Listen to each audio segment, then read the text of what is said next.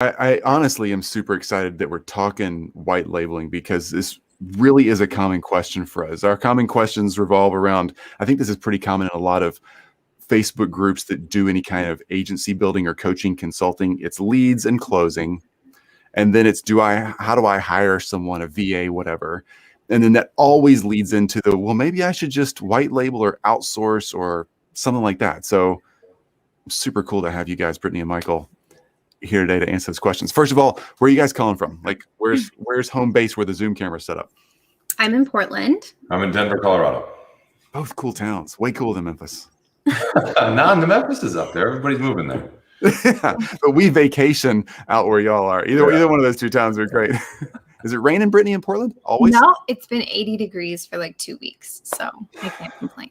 We travel for a month to 6 weeks every summer with our kids, and we have yet to do a full month in Portland just because we worry that it'll be rainy the whole time. And I've been there twice for weekends, and it's just rained both times. And then you see, is it really that bad, or does it really get sunny?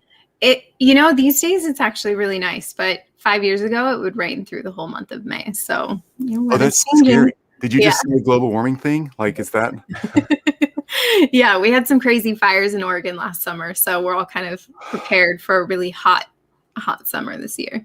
Oh my gosh. Well, I hope you get a little bit of cool weather. And Michael, Denver, dude, we freaking drive through there all the time going to Summit County. Yeah, man. It's beautiful here. It's, God's country as far as I'm concerned. It's incredible. So beautiful views every day, sunniest place in the U.S. That's why I live here. Now the weather can be a little crazy, but they always say just wait 15 minutes and it changes. So that's what we have. So. Love it. Good for you. Well, guys, thanks for being here. So we're going to do this live Q&A style. And Sienna, I think that's Sienna. I need to pull up my phone so I can say hi to folks. And everybody can just ask your questions if you want to. Pop them in here. We'll answer them. We're going to talk white labeling. So like I was saying a few minutes ago, white labeling is probably up on the top 3 questions we get in this Facebook group because it comes from a conversation of, okay, I got things up and running. I've closed some clients. I've got work going, and now I'm overwhelmed, right? So then you got to get a team involved. And often white labeling or outsourcing, this is how I started my agency as well. And we still probably outsource or white label 95% of our work. I've got 7 team members, and we have a complete done-for-you agency that serves surgeons and subspecialties. That's our surgery done-for-you service, full service communication and marketing. We white label or outsource at least 90%, probably closer to 95%. So my 7 team members are basically professional babysitters. I don't know how to say that. And these are the kids right here, Brittany and Michael. No, the point is you gotta grow and scale wisely, and not hiring team members doesn't put you in the cash flow bind and the scary zone of, oh, what if I don't get enough clients to support these people for the next 3 to 6 months the way I want to? White labeling allows you to grow and expand rapidly without the risk. That is like just insanely cool, quite frankly. It's what's allowed me to start my agency and what's allowed us to scale. We still do that so much because as we're growing constantly, we're adding team members, but we're way more rapidly adding outsourcing and white labeling options because it allows us to scale so quickly. Anyway, guys, thanks for being here. Yeah, thanks for having us. So you guys are going to walk us through some really cool stuff today. I'm super excited about this, just understanding the ins and outs, why white label, when to, the financials around it, how it works. You guys own your own white labeling agency. That's super amazing with a huge staff. How many people you got on your team? We have about 25 team members and about 12 writers. Wow. So yeah, if you don't want to have to go hire that yourself, this is an easy option. And Brittany and Michael done a great job building the team. Question here. Do you find you stick with the white label company you've been working with, or do you treat it like a freelance and hop around? How do you, let me answer that since I don't have a dog in the hunt here. I'm not a white label agency. For me, that's a great question. We send 80% of our business to one white labeling option for that particular thing we're doing, whatever their skill set is. And we have 2 other white label or outsourcing options always on the bench that we send about 10% of our business to each to keep the communication lines open in case we ever have a big issue with the main person we love. Now, what would you guys say to that? Yeah, I think that's pretty common, actually. We hear a lot of our partners say that they may have a vendor doing one specific service, or they do have multiple vendors. Not everybody likes to put all their eggs in one basket, and I think that's smart. So it is, I think it's important to shop around. And then with white labeling, you look at it like a relationship. Michael and I will speak to that. But, you have to make sure they jive with what you're trying to do, and you guys all have the same values and things like that. And it feels good to work together. And then usually it's a pretty long-standing partnership. But I think it is smart to kind of have other options just in case, or you grow really rapidly and even your white label partner can't keep up. There are times when things like that happen. So I think it's smart to, would I say bounce around? Not necessarily, because I think it stirs up issues with clients where they're going to get a different experience from all these different providers. So I don't know that you should treat it like a freelancer or like an employee, but you should treat it like you need a couple of options. And like you said, keep them on the bench. I think that's smart. That's really good. Thanks, Brittany. That's a good answer. And that was, sorry, Jason. I didn't say your name a second ago. Jason, great question. That's a really good one. It's hard to do that. It's hard to trust too, right? It's hard to learn how to trust a white label or group because you don't know if they're going to treat your clients, the process right. So Brittany and Michael, you guys, I know, have a ton of content for us to dive into today. And again, anybody can ask questions when they want, but you guys want to jump into some of that? Yeah, let's do it. All right. You may hit some slides up here and put them on screen. Yeah. Okay. There we go right there. Cool. Thanks. I'll let you guys drive.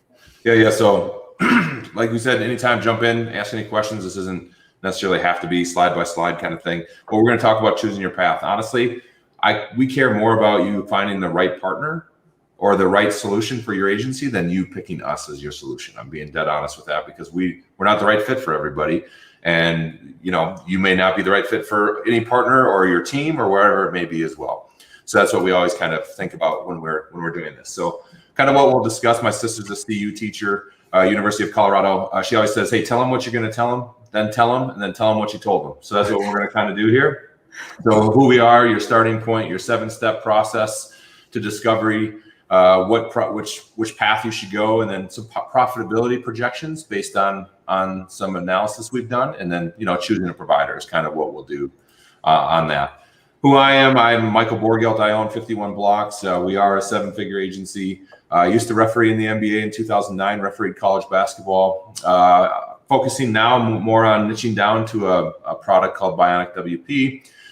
Which is focused on hyper-optimized hosting, and Brittany will actually run this agency itself. The reason we started white label is because, no offense, I suck at sales, right? So that's why we're a white label agency.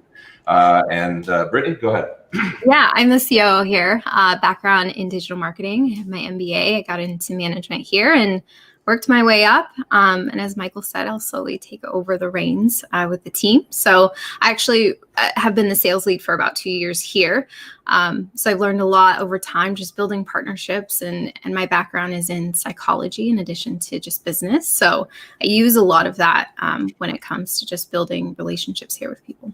Brittany, can I say one thing? You don't have to say it right now, but as we go through this, if you see a spot to educate us on how to sell, because you're an expert at selling, white labeling services under our own brands, that's a hard turn to make for some people. So as you see that opportunity come up, feel free to mention it. Cool. Yeah, and we actually help with that, but we'll talk about that exact thing because that's one of the things Brittany brought in, and we did that. But anyways, the 4 paths that we kind of see agencies, as I've done this for 10 years now, you can have an in-house team. You can have a bunch of, a solo VA or a number of VAs. You can have an expert plus VAs, or you can white label. Those are really the 4 path. And, Chris, you kind of said, I see you're kind of like an expert plus, outsourcing is kind of what you've done. You have your professional babysitters, but then you have your white label team that helps support that. That's kind of how, it can be done as well, right? So there's a number of different paths here that we see. We created these cute little icons for each one throughout, so you guys will see those as we pass and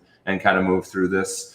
That's kind of the 4 different paths. Brittany, you want to add anything on that? Yeah, just to define expert a little bit for people. This is someone you might hire from Upwork, right? For like $45 an hour, and they know this industry or they know SEO really, really well. A VA is defined as someone who you're hiring on, generally these people are overseas or something of that nature, where you're coaching them through the motions. You're telling them what to do. You're asking them to go do A, B, and C. So that's kind of just how we defined it, because these are the most common ones that we see. Cool. Then we have this kind of 7-step discovery process, right? Where, each step has its own questions, and it kind of evaluate the process through that. So, hey, are you a startup? You don't really have any clients. You don't have much sale. You don't have many sales materials. You don't have much branding awareness, no structure, prospects, process.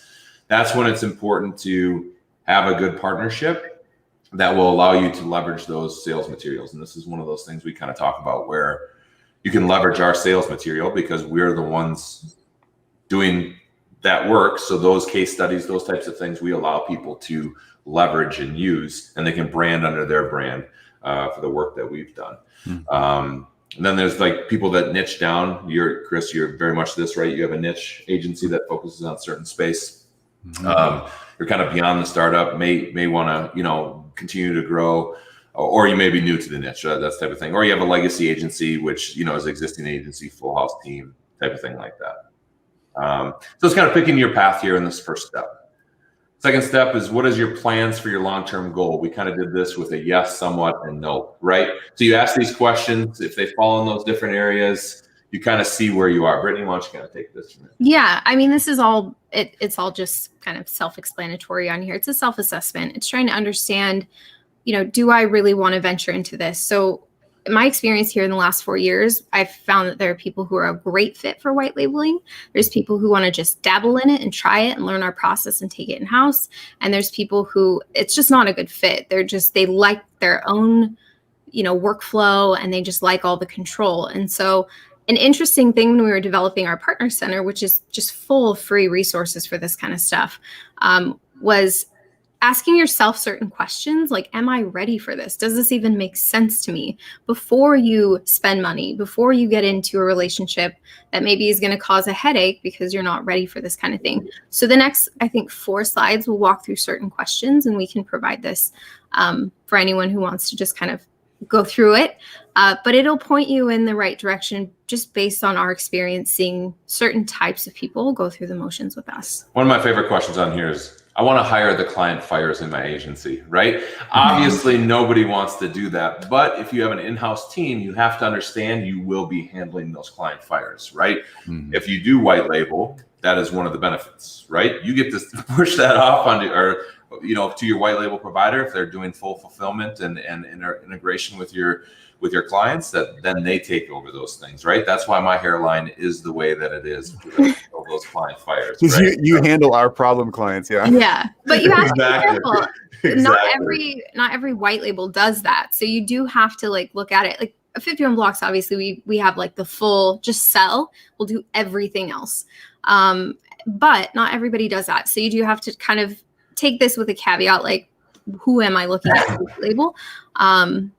So that's just one thing to take away from this one. Yeah. So let me just break that down a little bit more, since I'm kind of a novice compared to you guys for sure, because we white label, but we don't do white labeling. So we outsource the work to white labeling options. So there's 2 ways that goes for all of us who are kind of novices in this. There's the white label where you truly put your brand and everything on the work, and you're handing it off to another team, like 51 Blocks here, Michael and Brittany, and they would do the work and then hand it back to you, and you would present it to the client. Then there's the version that Michael and Brittany truly do, which is so amazing. They handle the client relationship for you also. Okay. So you can have your email set up to say, oh, I'm out of the office for a week on vacation, but if you need something right away, reach out to, and there's a name. Yeah. And you guys represent the brand as the brand, correct? Yeah. You just become an extension of the team. Correct. Yeah, we use a shared inbox system at our agency, and our white label partners give us an email address at the domain that they have. And I mean, it feels like someone you hired. That was our goal. Michael and I looked at the experience of a client first and foremost, and then of a white label partner. And whatever made it the best experience, that's what we wanted to provide. So yeah, it's kind of we're unique, I think, in the white labeling space, because we don't, and this isn't a sales pitch, we don't have all these fees that associate with that. It's a level of customer service that we just believe in providing. Okay, I just want to say one more thing about that, because nothing freed up my life first when I first figured out this process. I was doing all the work. I was building, coding, doing design, just website start to finish, and selling and client management and everything. And when I figured out, oh my gosh, it costs something to hand off part of the work, but in the time I saved, which was like 2/3 of my time, I could take half of that time and go prospect and sell and make 4 times as much money, and still have half the time I saved free to go home at 2:00 in the afternoon every freaking day and get my kids from school. Like, just that one thing right there quadrupled my income and got me my life back. And there's no connection between me and these folks right here. I don't make any money off this pitch. They don't make any money off me. I'm bringing them here because they're experts. But what they're telling you, it works. Like, I read the 4-Hour Work Week and I started doing this 7 years ago. Yeah. Changed my life. Yeah, having those different, abilities to kind of do that is that. So yeah. Hey, can you answer a question from Jason real quick? Yeah. Is there a benefit to using 51 blocks over some other options?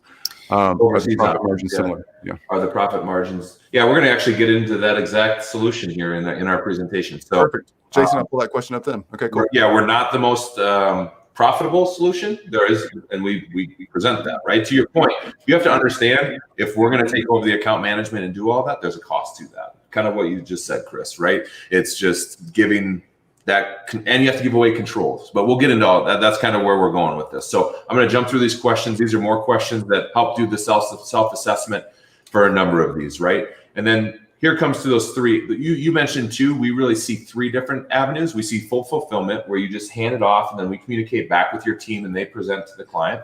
We see some sort of collaborative environment where they both kind of go together, or fully managed, where, hey, you're on the beach, you don't have to worry about anything. You just make sales and we fulfill everything, right? It can be any of those 3, and it doesn't matter if you use us or anybody. These are the 3 types of partnerships we see. There are certain companies that only do fulfillment and only do fully managed, but you have to figure out which one works best for you and go with those. We offer all 3, but those are the 3 areas that we see that work.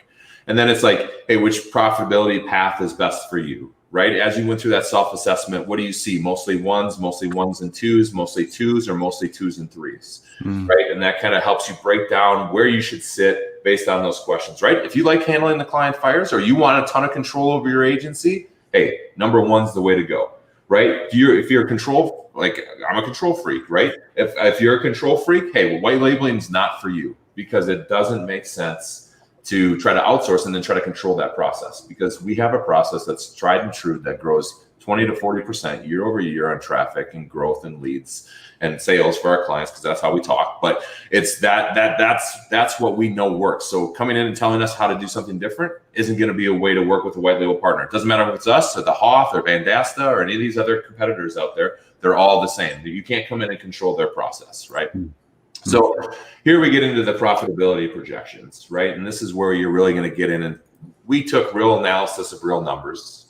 We said, hey, if you sold a package of $1,000 for SEO, let's say, okay, now as an in-house team, you have to hire 1 employee, right? And then there's expenses with that employee, an expert, right? Like Brittany said, Upwork, $45,000, right? What's your profit margin if you have 1 client? Well, obviously not very good if you have somebody in-house, right? And then we run this across number of clients. So up here, it gets much better. 110 clients, you have nice profit margins, things like that. And this is just pretty, this isn't like hard and true, but it's pretty accurate based on what we've seen. And then we have pros and cons. Brittany, do you want to dive in a little bit to these? Yeah, the standard pros and cons, right? People management, client management, depending on if you like it, that's going to be a pro or a con. But like Michael keeps saying, like, you get to control everything with your in-house team. You define the way this looks across the board. Or you hire managers and they help in that sense. So if you like that and that's your vision, then this is a great way to go. At the end, you'll see kind of how a white label who manages clients versus an in-house team is going to look as well, because it essentially ends up being kind of the same. So we can go to the next. Yeah. So solo VAs, and Michael can break down the numbers. These ones are, again, just hiring from some type of other, like an agency that gives VAs, to other people. They don't necessarily have backgrounds in what you're asking them to do. In our experience, you have to train them on how to do everything.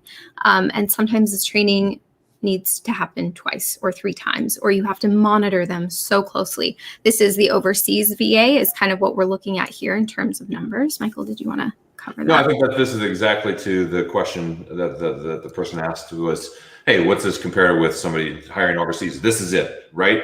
You have low overhead, fastest path to being highest profits. This will be your most profitable arena. Now, you got to start looking at lifetime value of customers, right? How long do those customers stay on? For us, our customers stay on over 2.5 years, right? Is that better than making less margins, but for longer, or having more margins for shorter, right? You have to work those math and figure that out based on how long your team works or however that interaction is. There's usually less communication because there's more poor communication with people overseas. Usually what we see, right? Trust me, Bionic is built on a complete team in Karachi, Pakistan, right? I understand dealing with people overseas, right? 51 Blocks is not built that way. You have a risk of, I think lower quality work. There's some communication barriers, things like that. In-house versus and a solo VA. So this is the mix, right? This is more of that professional babysitter, I think, but a higher level professional babysitter plus solo VAs in the background doing the work. And this is kind of how it works, right? You have a US client facing team, so then you get that communication that is good. You have VAs in the back handling the work, which helps give you that better profitability, but give you that better communication, right? Now, Brittany, why don't you go into some of the cons here? Yeah, I mean, I think you still have the people management side of things. So you're going to balance managing now 2 different people. You have to actually make sure that they all have the support that they need to be successful as well. So we're not looking at just one. Now we have 2. I think the other thing too is just the communication gaps that you can have with this. Let's say you hire someone who's really great at SEO, and then you're like, okay, I want you to do strategy and I want you to make sure that the client's happy, right? They're on the client facing side. And then you hired the VA to fulfill on that SEO campaign. So the expert now directs the VA. So now you're asking the expert to QA the work, to make sure that it's done, to make sure there's results, and then train a VA on how to do this stuff. So it ends up being from a management level or an operations level or just the CEO level, it's a lot to have to keep your eyes on as well. This is not hands off. So you've given, I think, your client a better quality result because you have more of an expert and a better client experience, but you're also still tacking on the need to make sure that everything you put in place for these people in terms of training is pretty seamless. Otherwise, you're going to have some fires that you're going to have to deal with, and that's never fun. So that's good. That's really good. And then the last path, and the cool thing is at the end here, we have a chart that shows everything. You don't have to remember the numbers, right? It's what's the pros and cons. I think the biggest con is there's less control and usually lower margins if you compare it to the solo VA, right? So those 2 things are the biggest cons in the space. The pros is you keep your hair and you look sexier than I do. You have team management. You don't have to, worry about team management. You don't have all the cost of all the tools, all the other, all of those things. You get to focus on sales and do that type of thing. And that's just kind of a high brief overview, but this is the chart that I was really talking about, right? So I love that. In blue, we have, we said 51 Blocks, but that's your white label provider, right? And then you have your in-house team, and this is at each profit level where you have your number of clients here. Solo VA, obviously the most profitable, right? Like I mentioned, number 1, if you have a solo VA doing the work, it's going to be your best profit margin for sure.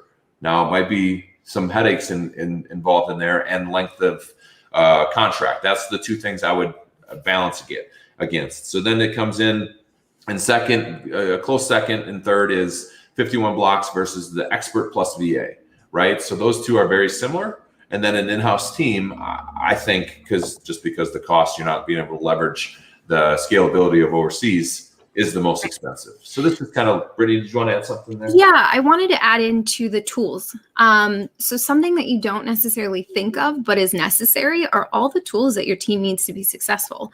So making sure that there's a reporting solution, the tools that your SEO team needs to audit and do all of these different things. I mean, I can't even tell you how many tools we have at our own agency that we actually provide as part of the service, right? Because we do strategy and all the reporting. So something that you have to factor into cost is, can I afford all of the tools that come along with making sure I have a team here, or I provide my VA with all these tools, or my expert, those types of things. So I think you still have to look at outside resources as well and what it's going to cost from start to finish, not just the people, but also the tools, the project management system, those types of things that you have to pay for as well. So true. Oh my gosh, so true. Yeah. And then, just the profitability by paths, this kind of just breaks it down in another way to look at it, somebody that needs more numbers kind of things, and the key takeaways within that. We don't have to read this. We're more than happy to share this with anybody. Can jump into what those, like I said, I think the biggest thing is control. And then, like, we always talk about expectations, right? Even with my wife, right? If we talk about the weekend and our expectations don't line up, somebody ends up not being happy, right? Same thing with clients. If expectations aren't lined up, of, hey, this is what we expect to get, and this is what we know, or hey, I expect to rank for the keyword mortgage by next month on the first page. Well, that's not going to happen, right? And if you're selling that way, or if we sell that way, right, then, and we don't deliver those results, those people are not happy, right? I'm a computer science major. I'm always about, hey, under promise, over deliver, right?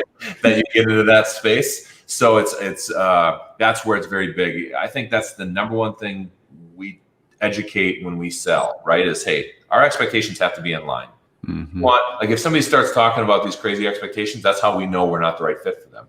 And it's going to cause me just more anxiety and stress, and you as somebody. And then this kind of breaks down, hey, the number of people you need on your team, even just looking at the numbers, hey, to run an in-house team, this now goes into core packages. Hey, if you want to offer SEO and PPC, guess what? Now you need to double that team, right? Because usually the SEO person is not going to be able to do PPC as well as just a dedicated PPC person, right? So now you start to add, now I need managers, and all of that starts to fall into place as you start to build out this team and you scale your package. So all of these have all of those together. That's kind of how we broke it down, things like that. I know we went fast on the last couple of slides, but just wanted to make sure that we had that information for people. It's not as just about the numbers, because this is more about what really happens behind the scenes. Yeah, Michael and I always look at someone's stress level, and that's how he looks at things, right? If it creates less stress, is it worth spending a little bit more? And so that's what you have to look at in terms of people management too. If managing a team is not your strong suit, having an in-house team is maybe not the best avenue as you continue to grow, or you're tired of it and you're like, what's another option I have? Sure. We have white label partners at all levels that come into us, and they're all starting somewhere, but their goals are usually the same. They want to spend less time at work. They want to make more money. Like, those pain points are pretty much the same across the board. Or they want to, expand their team, and they don't want to go through the hiring process or whatever it is. Like, we have some pretty big partners of ours who are really well-established agencies, and they shifted their own model to allow their in-house team to focus on strategy. And they were like, we just want to give them more bandwidth. So they were just trying to support their team in another way.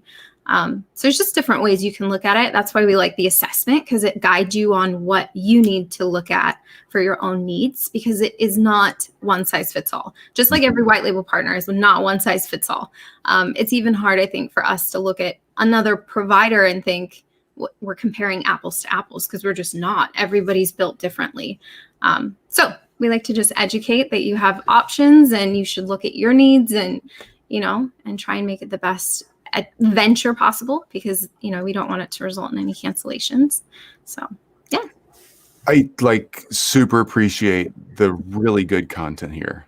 It's really clear, and it is hard as entrepreneurs, as you guys both know, to let go, because nobody in the world can do it as good as I can do it. 100%. Right? But if you want to grow, you got to figure out what you're the best at, and you got to only do that, and you got to let go of the other things, or else you'll just not have a life, and have more money. Chris, I think you'll I have a life with no money. just want to say one thing real quick, because that's the reason I hired Brittany. Hmm. I suck at managing people, right? I'm not great at that. She's a great CEO, manage people, that type of space. And that's why she's going to run the control, because you do what you're good at and recognize your weaknesses is kind of what you're saying there. And that's what you surround yourself with smarter people. That's what I try to do. So. Absolutely. Brittany or Michael, can you guys just give me the links that you just showed on that last screen? You can show the screen again, or better yet, we can just add those links to the chat here in the conversation, because I want to make sure people get those links and can get connected to you guys. For sure. You guys are a great resource to just tiptoe in and find out, is this right for me? It's worth the are y'all willing to have those kind of conversations? Yeah. I mean, I think we've made, Michael and I are all about automations. So we've automated a discovery process, essentially. If you go to partners.51blocks.com, it's not just about us. It's information on how to choose the right white label partner. We've written a book on this as well. So, it's like, what questions do you even ask when you're getting on the phone with the Hoth or Vendasta or 51 Blocks? Like, what am I even supposed to ask them what they do? We created the book as a way for people to go down the same kind of discovery path. And is this going to be a good thing for you to add on or start with, even from someone who's trying to switch their career and get into digital marketing? There's lots of cool options out there. So the Partners Center that we have, it talks a little bit about us, but it also talks about some sales things. Because Chris, you wanted me to mention that. Selling your white label partners packages can honestly be as easy as taking what they give you, and then we always suggest just double the pricing and then create your own sales material that's branded for you and those types of things. We wanted to give our partners a leg up, so we created a lot of what we have in Canva so they can go in and just like swap everything out. Case studies, all that type of stuff. Yeah, case studies, that was huge. So borrowed authority is really important, especially when you're niching down and you're like, I have no experience in dental, but that's where I'm going. That was what we wanted to provide our partners with, because it's a benefit, right, all around. If they sell more, it's a benefit to us. So we also, think that it's a good way to support them.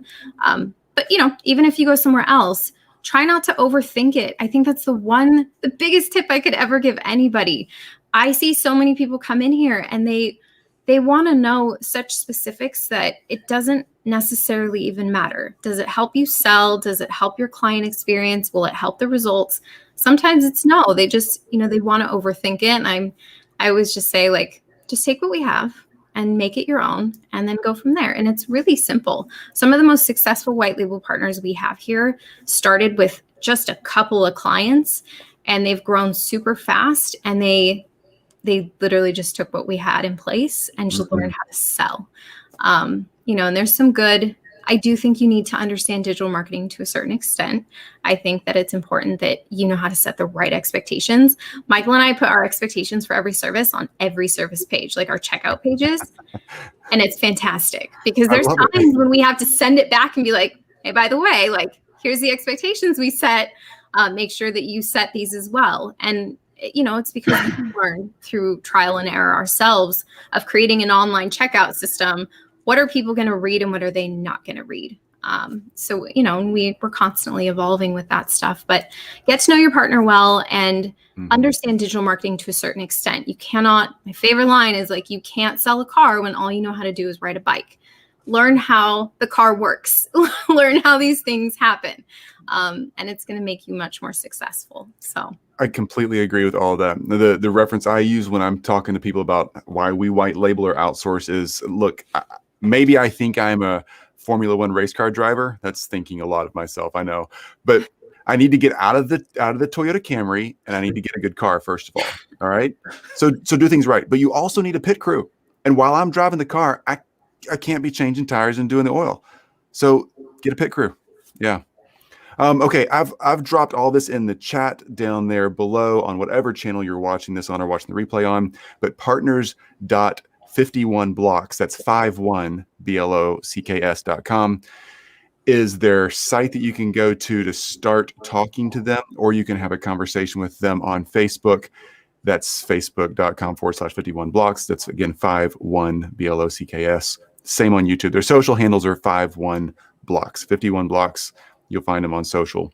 Talk about a bad business name. That's what that is. That's probably our most commonly asked question around here. Why do you have that name? And why do you? Hey, that's a bad business name. That's why I came up with it. That's how it is. It's well, keep it real here. So your agency's thriving, so I guess it's not the name that matters, right? Yeah. Yeah, partners. I misspelled it when I gave you it there, so it's obviously spelled partners the correct way when I gave it to you, and I retyped it. But did I just? No, I did that wrong, Chris. You mentioned you're not the greatest speller. I can't spell. I'm worse. So no matter what you say, Brittany will definitely agree with that.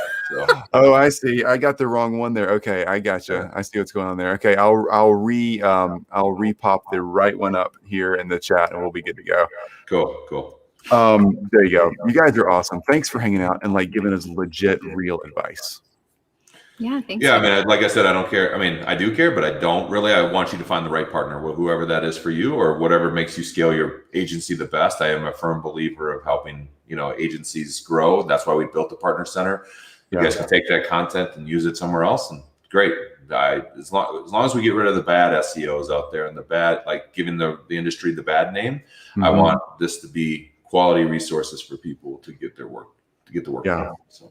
Well, you guys are obviously doing that. Thanks for being such a champion in the community. Thanks for helping out. Thanks for giving us good advice. Thanks for giving us something, even if we don't hire you guys, we can actually do with what you gave us. You gave us real tips. So you guys are rock stars. Thanks. Appreciate it. Thanks, Chris. All right. We'll talk again soon. Thanks for being in the community. See ya.